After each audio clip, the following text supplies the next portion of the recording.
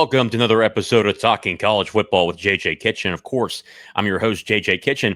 Got a good show on tap for you guys today. The bye week is over, had our Sunday conversation, and here we are. It's a Thursday afternoon, just a couple of days away from the renewal of the season, getting back on track. How I call it is the renewal, as now Pitt sitting at 2-1 right now. A tough loss a couple weeks ago to West Virginia in the backyard brawl down in Morgantown. Pitt had themselves a week to get things prepared. Pitt is well known to come off of bye weeks and get wins. Pat Narduzzi has been very successful with that over the last 10 to 11 years. So he's been doing a good job with that. Will that continue? There's some question marks to go into this game at the quarterback position and offensive line. We'll go over that. And we'll also talk about the Louisville Cardinals, or I should say Louisville Cardinals. I know some Louisville fans will be on me on that for quite a bit of time, as last year I called them Louisville quite a bit, but it's a Louisville. The Louisville Cardinals, and Miller Moss, the quarterback transfer out of USC, and Jeff Brom, the head football coach, who really is a quarterback guru in my eyes and a really good head football coach. And Louisville comes into this game at 3-0. Now, not facing highly leveled teams, struggled with JMU, beat Eastern Kentucky, really took care of business in their first three games, but we'll go into more of that as the show gets on. First up, you guys always know the show is sponsored by Colonial Beer, located at 4986 Library Road in Bethel Park, PA, 15102. Tremendous people, great customer service, and when you're in there, you're able to help out a small business, but two, you're able to help out two great people who own that place, Alan and Bill, who are both season ticket holders, certainly do attend Pitt football games every week, but also support the athletic program through donations as well. When you go into Colonial Beer, you guys have seen the pictures I posted. Plenty of different selections from your heavier beers, your lighter lagers, whatever you're looking for, they certainly have it. If you have a question, you can certainly ask them, or go up to Bill or Alan, talk a little bit of Pitt football. They're always willing to talk to anybody. It doesn't matter who you are. So make sure you go to Colonial Beer, located at 4986 Library Road in Bethel Park, PA, 15102. Make sure you go there before the tailgates. I know I will be, or I'll be there on Friday picking up my stuff and going to our tailgates Saturday morning. The show is also sponsored by Thompson Law Group with Brian Thompson, an attorney on your side. Call them today at 724-799-8404 or visit them at thompsonattorney.com. Brian Thompson, you guys have gotten to meet him plenty of different times up in the club area or down on the field or in the parking lots when we're tailgating, especially the spring game. A tremendous individual, has a great family, comes from a great family, but guides you, the individual, through the process. Unlike larger law firms, Brian takes care of you, the individual, and if he doesn't have the answer, he'll make sure he guides you in the right direction to get the answer. Regardless, he'll make sure you get the results that you need in your case. Again, Thompson Law Group with Brian Thompson, an attorney on your side. Call them today at 724-799-8404 or visit them at thompsonattorney.com. Last but not least, the show is sponsored by the Cake Collection, the coffee brand by Austin Kitchen, and the Seattle Mariners organization, a Mount Lebanon alum, Coastal Carolina Chanticleer national champion. Personally, me, you guys know it, every week, the AK Espresso, this is my favorite one. It gets me going in the morning, especially just one cup of this and you're ready to go. Never was a coffee person, but certainly with the amount of testing Austin did to make sure it solidifies all the rules and regulations of Major League Baseball, he did a great job. But if it's able to help out a Major League Baseball player, it can certainly help out me and you. So, guys, make sure the Cake Collection, the coffee brand by Austin Kitchen, at www.thekingscraft.com. Go to their online website and get yours today. Well, guys, again, the backyard brawl week's over. The bye week is over. We're back here against the Louisville Cardinals and against your Pittsburgh Panthers. Again, this will be a great matchup overall. I think that when you look at both these teams, Louisville to me is more of an unknown because they haven't really faced anybody that you say, okay, hey, what do they really look like? You know, I think the team that really had a pulse was really the JMU game, and that game was all tied up at 14 going into the fourth quarter. So it really goes into a game of where there's more questions than answers really for the Louisville Cardinals, where Pitt Panthers, obviously, we'll talk about that going on today and what I hope needs to happen, but the three keys to victory as this goes into play here this Saturday. But first up, again, Louisville 3-0, Pittsburgh 2-1 on September 27th, this Saturday at noon Eastern time. Games on ESPN2 at Acrisure Stadium. Obviously, I will be at the game. And some stats here before we get into some of the individual players. The Pittsburgh offense, overall, 424.3 yards per game. That's 53rd in the FBS. Passing, 315 yards per game. That's 19th in the country. Here's what the problem is for Pitt. Rushing attack, 109.3 yards per game. That's 118th in the country. If you're imagining, yes, that is absolutely horrid. Something that really Pitt and Cade Bell need to get figured out. I think that if they can get the run game going, things can really start to manipulate in their direction and wanting to make sure they get on top of these games earlier. But personally, I just think that the Cade Bell offense, when you watch these games, it's just an air raid offense. He just wants to throw the ball around. So I really don't expect the rushing attack to get better or him sticking to the running attack. I think he just wants to really throw the ball around quite a bit. Scoring offense, 43.3 points per game. That's 17th in the country. When it comes to the Pitt defense, overall, 286.3 yards per game. That's 32nd in the FBS. Passing, 202.7 yards per game. That's 64th in the FBS. And then rushing attack, 83.7 yards per game. That's 18th in the country. So that's phenomenal out of the rushing attack. Scoring, 19 points per game, 45th in the country. Heading over to Louisville, overall, 415 yards per game. That's 58th in the FBS. Passing attack, 259 yards per game, 44th in the country. Rushing attack, 156 yards per game. That's 76th in the country. So obviously their running attack is not as good as you'd like it to be. Usually, you want to be in the top to be good, really in the top 40, top 30. So they're certainly not really doing well in the rushing attack. Scoring offense, 39.7 points per game, which is 28th in the country. Which you would think that they'll be a little bit higher, considering the opponents they face, whether it's the Western Kentuckies Eastern Kentucky, and then JMU, and then their recent opponent. Overall on defense, 244.7 yards per game. That's 16th in the country. That's damn good overall there. Passing attack, 114.7 yards per game, 4th in the country. Rushing yards, 130 yards per game. So that's 58th in the country. Scoring for defense, 16 points per game, 29th in the country. Just some of the stats that are there. Again, Pitt ranks in the top 20th in defensive third down percentage, allowing opponents to only convert on 26.5% of their third downs, which is pretty good. I would consider that as well. When you look at the Pitt defense, really for the first 3 quarters of that game against West Virginia that you saw, I thought they were pretty dominant, but they really just got worn down in the fourth quarter because Eli Holstein and this offense could not stay on the field. If Pitt wants to be successful in this game, I think they need to stay on the field more often. We'll go over that more in this game as it goes on. Both teams are heavily penalized. Again, you'll probably see that in the keys to the game. Both teams are heavily penalized. Pittsburgh ranks 116th in the FBS, averaging 72 yards of penalties per game, and Louisville ranks 112th with a 70-yard average. Geez, both these teams are just extremely highly penalized, which seems to be a Pat Narduzzi theme over his 11 years here at Pitt. Pitt is 129th in the FBS with an average time of possession of 25 minutes and 38 seconds.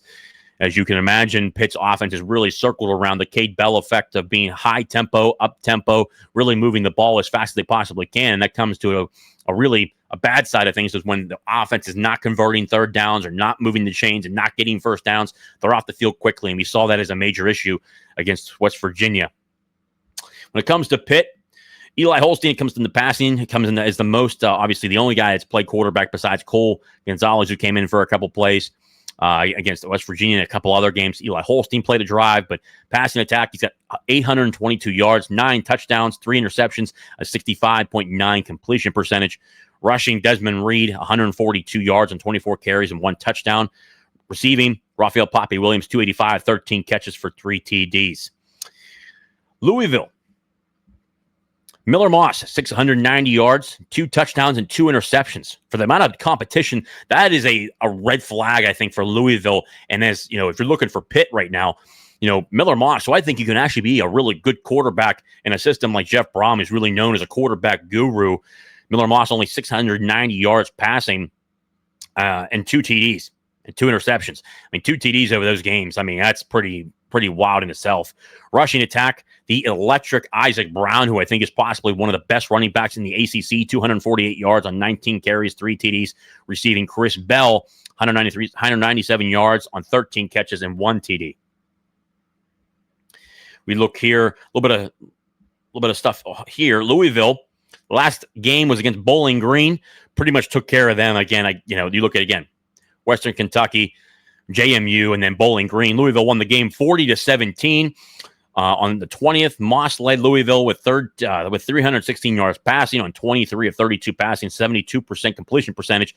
No touchdowns in the game, no interceptions. Kawan Brown had 84 yards rushing on 12 carries and 2 touchdowns, adding 2 receptions for 35 yards. Kalai Lacey recorded 97 yards on 8 catches. So you go through a number of these different stats. For starters, you look at the 2 teams right now on the injury report. That comes out here later on tonight per the ACC. That is a new rule. You have to put out your injury reports on a Thursday night at 8 p.m. So we'll see that later on. Through talking to numerous people, but also to the injury reports, Louisville has major issues, I think, with the rushing attack, as we've seen their numbers overall. But the biggest one, Isaac Brown, looks to be a lot to be desired for in terms of being able to play this week. There's been a lot of questions. Jeff Brom has talked about that this week. If he does not play, that's a huge benefit to Pitt because I think he's that good of a running back. We certainly saw him as a freshman last year. Certainly played a damn good football game. And I think, again, he's one of the better running backs in the ACC. So I would imagine he's either going to be questionable or doubtful for the game on Saturday. Jeff Brom, again, and then if you talk to anybody around the Louisville program, there seems to be an issue there. So it'll be interesting to see what Louisville does in the rushing attack when it comes to people behind him. And again, you look again, Kewan Brown seemed to be the backup, hit 84 rushing yards in the game on 12 carries, so was certainly averaging at a high rate. But we'll see who they put out there against Pitt when they come here to Acrisure Stadium. So the same thing on the Pitt side. I do not, and then probably Pitt fans have probably been wondering, I do not expect Desmond Reed to play this week or the week after. It sounds like from anybody you really talk to on the outside of the program, there seems to be whispers about a hamstring injury, something of that nature. I do not expect Desmond Reed to play in this football game. I think it might be unlikely he plays in the next game after that. So that's going to be a big major factor in the game. I think Joel Goff, the more carries he gets, I think the better off he will be. So that's a great factor there. I think that the more carries he gets, but Cade Bell has to actually want to run the football. We'll see what he does there. Joel Goff, the more carries he gets, I think he's going to get better. But again, you got to show some type of consistency in the run game.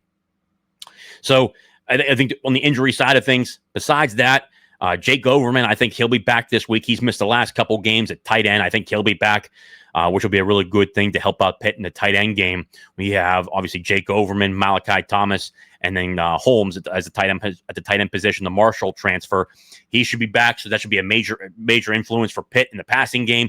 Jake Overman was certainly looking very, very good, especially in those first couple games, or especially too in the early portion of that second game before he went out with an injury.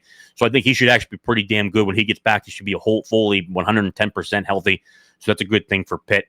The offensive line, I would imagine, guys, and it's a shame. I would imagine the same crew will probably be out there for Pitt from left to right.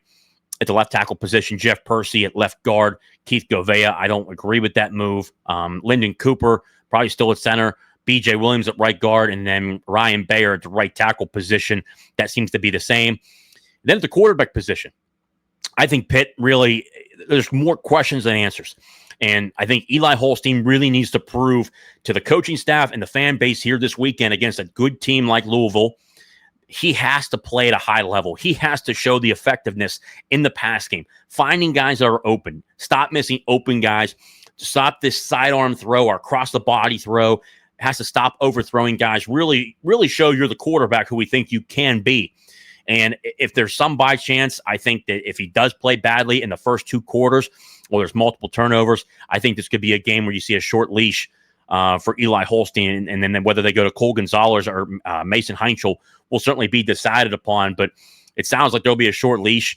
It's the 4th game of the season. It's time for really Eli Holstein to show up and really produce at a high level and make sure he makes those throws. Don't underthrow guys. Don't do a pop pass type of thing.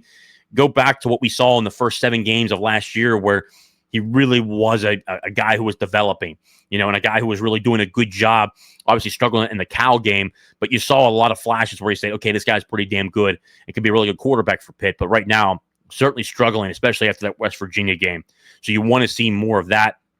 Wide receiver position, C.J. Lee may be back, but you'd imagine, Deuce Spann out there, Raphael Poppy Williams, Kenny Johnson, those 3 be your starting, wide receivers. Blue Hicks should be back there again.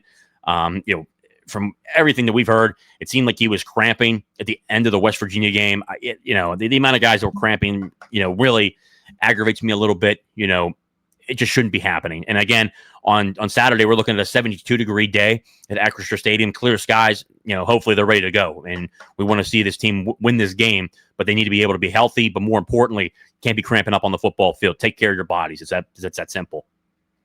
On the defense side of the football, I'm getting more and more concerned on, the linebacker room. Rasheem Biles, Kyle Lewis, and Braylon Lovelace are your starters across the board right there. But, a guy like Cam Lindsey needs to get more playing time because you're watching the linebackers get really worn down as the game goes on. You have to be able to rotate guys in. Cam Lindsey needs more playing time. Nick Lappy needs more playing time. I think you got to start developing those guys behind them right now with Jeremiah Marslin out and Jaden Bonsu out. You got to get more guys in that rotation where they're really in the lineup and being able to really help this football team. When it comes to, the front side, the front four for Pitt's defense, again, Sean Fitzsimmons and Nick James, Francis Breu, Jasir Whittington, Isaiah O'Neal. Those are going to be your guys up front that hey, get after it. That's where the strength of the defense is on the two ends. You want to see Blaine Spires take that next step. Same thing with Jimmy Scott, continue to play at a high level. Joey Zielinski, and then Zach Crothers. Really just see Zach Crothers take that next step. They need to be able to get after the quarterback and really create a lot of pressure. One of the things that we'll probably see over the game, and from anybody that I talked to around the Louisville side of things, it seems like the interior portion of their offensive line has certainly been a struggle, whether it's to both guard positions and the center position. I expect Sean Fitzsimmons to really have a good football game out of this one. Nick James, Francis Breu, and then even Isaiah Neal. You want to see those guys have themselves a really good football game, but also, too, when you're controlling the line of scrimmage, stopping the run. I mean, that's the Pat Narduzzi defense, stopping the run. You want to see more of that. And I think that's a really big factor going forward. You want to see this defense take control of what it needs to do, okay? And if there's a real issue on the interior portion of this offensive line for Louisville, you got to get after it. And I think whether it's the four-man rush or you got to bring 5 or 6 guys, you need to get after Miller Moss because he struggles with pressure when he steps back to throw. If there's pressure on him, there seems to be issues back there. I think if Pitt really wants to be successful in this football game, they got to pressure the quarterback. To the 3 keys of this football game of what Pitt needs to do to win. Number 1, you cannot be highly penalized. Number 1, I think that's overall anything. To any good football team, Pitt was penalized 14 times. The previous game's 9. The previous game after that, 6. Pitt should be in no more than 4 to 6 penalties per game if they want to be a consistent winner, deriving to the point where they're absolutely just crushing teams. Okay, 14 penalties for over 100 yards is not going to help you win football games, as we saw against West Virginia. Dumb penalties, personal foul penalties, can't be jumping on the pile, can't be jumping off sides, can't be having a false start, can't have procedural penalties, stupid penalties. Number 1, the penalties have to be down. You can't do it. Number 2, Eli Holstein. Eli Holstein, if Pitt wants to be a successful team this year and really rebound and go on a run here in the ACC, where I think truly it's wide open at this point, Eli Holstein needs to be good. He needs to produce. He needs to make those throws down the football field. He needs to be able to see the vision of the football field and find the guys, whether it's the guy where they're throwing down the football field, trying to stretch the field, or if it's not there, don't push it. Don't do anything stupid. Don't throw in a triple coverage. Find your check down, whether it's on your sides or in the flats or directly in front of you, whether it's the tight end or the running back coming out of the backfield. Find your check down if you need to. But Eli Holstein needs to take that next step. And I think if Pitt really wants to be successful this weekend and wants to win this football game, Eli Holstein, the quarterback room, needs to be effective. And number 3, whether it's penalties, the quarterback room, number 3, it's going to come down to the offensive line. And again, 2 of these are really on offense. And I think the defense is really important too. You could put like a 3B, with the defensive line stopping the run. If they stop the run, they'll be very successful and not allowing points, obviously, because this team struggles to throw the football against, legitimate talent. We saw that against JMU, but really the offensive line. Instead of having 2.1 seconds, let's try to get to 3.2 seconds. I mean, that's something that could be a massive factor in this football game. Not just the pass blocking, but the run blocking. Really get off the line of scrimmage, really create a push up front. I think that this is a really big game for this offensive line to show, hey, that game against West Virginia was not truly this offensive line. We're going to get push up front. We're going to be able to push people around. But more importantly, when we go to run the football, we're going to get a push, and we're going to average 3 to 4 yards per carry. You average 3 to 4 yards per carry, you're going to have a damn good day on the ground. And I think that Pitt can certainly do it. That also goes with Cade Bell and the offensive line being in cohesiveness and making sure they want to apply that type of a game of attack and making sure they move the football on the ground. You can't, if they want to be successful, I think that Pitt can really get after it on the ground if they actually try to run the football. I mean, try to truly have this game be the first game where we really have 20 attempts out of a running back on this offense. Whether it's Joel's Goff, if it's Joel's Goff or Jakarian Boozy Turner or Jalen Williams or Justin Cook, one of those guys at least get to that point. Get to where one guy has really 20 carries where you're just really trying to really push that guy into the offensive line and really be able to establish a run game and make yourself two-dimensional. Don't be a one-dimensional offense. Establish that run. But it starts with the offensive line, getting a lot of push up front. Again, I want to see this offensive line really take it seriously this week. And if we don't see the run game get better, who are they going to implement into that offensive line? Who are they going to insert into that offensive line? Whether it's a Jackson Brown, Isaiah Montgomery, Caleb Holmes, even a Ty Ray at the guard position, something of that nature to where you see a change up front. And even whether it's Ryan Coretta, I think, is a guy that could get into this offensive line and really make a good adjustment and really push these guys into the competition. So again, the three keys to victory.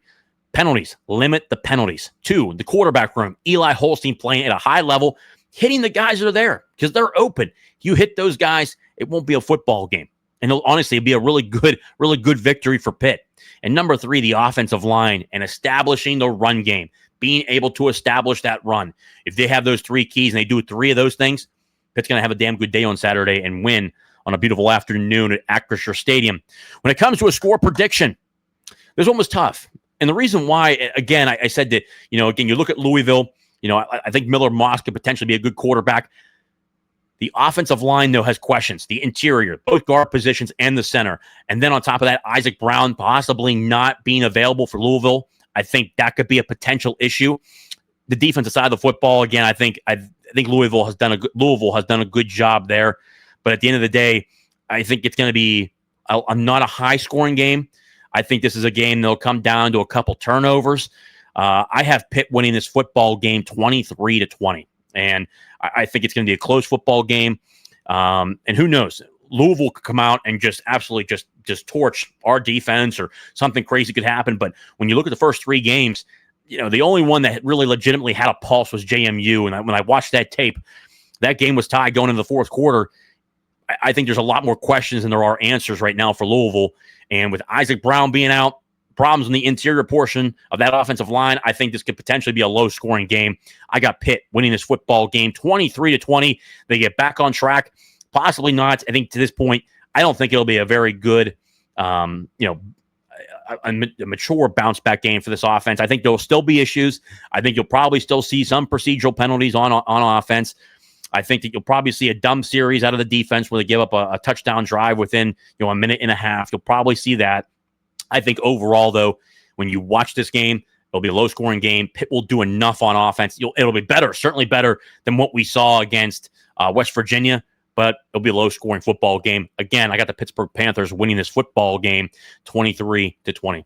Guys, thank you for tuning in to this episode of Talking College Football with JJ Kitchen. Again, if you've not done so, subscribe down below, hit the like button. We'll be going live after the football game on Saturday, potentially, if there's enough people involved that want to see that and watch that. Also, too, we may be going live tomorrow on Friday evening as we talk about more about the Pitt Panthers and the preview of what we're going into against Louisville. And then on Sunday, the Sunday conversation. Every time we go live, guys, if you're subscribed, you'll know exactly when we go live and jump on YouTube and certainly ask your questions and be a part of the dialogue. Guys, cannot thank you enough again. Thank you for tuning in to another episode of Talking College Football with JJ Kitchen. As now and always and forever, hail to Pitt. See you guys next time.